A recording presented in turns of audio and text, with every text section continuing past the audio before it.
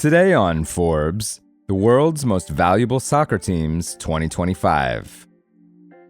The coronation is beginning to feel routine. For the fourth year in a row, and the ninth time in the past 12 editions of Forbes' ranking, Spain's Real Madrid is the world's most valuable soccer team, worth $6.75 billion, a 2% increase over 2024. This time, however, the club has a new jewel in its crown. During the 2023-24 season, Los Blancos posted $1.13 billion in revenue, becoming the first soccer team to hit the 10-figure threshold in a single year. In fact, only one other team in any sport has crossed the $1 billion revenue barrier: the NFL's Dallas Cowboys, who first did so in 2021 and subsequently climbed to $1.2 billion in 2023, according to Forbes estimates. Manchester City of England's Premier League, with $901 million in revenue in 2023-24, is the closest any other soccer team has come. But it is the other team from Manchester, Manchester United, that is nearest to Real Madrid with its valuation, at $6.6 billion, maintaining its lead on another Spanish powerhouse, Barcelona, which sits third in the financial standings at $5.65 billion. Together, the 30 most valuable soccer teams are worth more than $72 billion, or an average of $2.4 billion, up 5% from 2024's record $2.26 billion. The list includes 12 teams from the Premier League, 4 from Italy's Serie A, 3 from Spain's La Liga, 2 from Germany's Bundesliga, and 1 from France's Ligue 1. There are also 8 teams from Major League Soccer, although none rank higher than number 15, LAFC, at $1.25 billion. European clubs benefit from continental competitions that offer hefty payouts tied to how far teams advance. For instance, Real Madrid's money-making machine got a boost last year from the club's run to the UEFA Champions League title, which came with $154 million in prize money.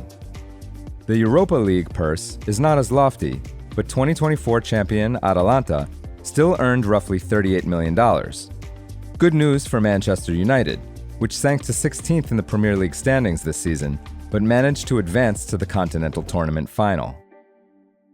The Manchester United Red Devils also benefit, of course, from one of the strongest brands in all of sports and a massive global fan base, built over 2 decades of dominance in the 1990s and 2000s.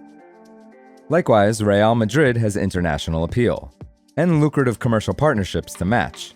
And just as important, the club recently completed a renovation of its Santiago Bernabeu stadium for a reported $1.9 billion, which should turbocharge its match-day revenue, including ticket sales. But while Real Madrid's revenue total is similar to the Cowboys', the club's valuation trails Dallas's $10.1 billion by more than $3 billion. The discrepancy is a function of the league's differing revenue multiples, reflecting the enthusiasm of sports investors and the prospects of future revenue growth.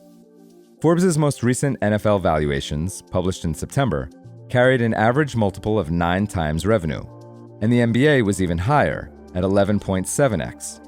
By contrast, the 22 European soccer clubs valued by Forbes are worth an average of $2.9 billion on revenue of $570 million, for a multiple of 5.1. Different teams, countries, and leagues across Europe have their own specific challenges, including significant debt, restrictive ownership requirements, underwhelming rises or even declines in media rights fees, and bureaucratic red tape that makes stadium improvements difficult.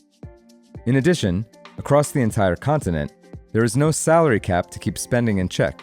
Teams must live in fear of relegation if they have a down season, and the sports culture generally tends to be resistant to the monetization of clubs, with fans frequently protesting ticket price increases. In December, for example, supporters of the Premier League's Liverpool, Everton, Manchester United, and Manchester City joined forces in demonstrations against price hikes, and Liverpool and City later announced that they would freeze costs for next season. For full coverage and to see the whole list, check out Justin Teitelbaum and Brett Knight's piece on forbes.com. This is Kieran Meadows from Forbes. Thanks for tuning in.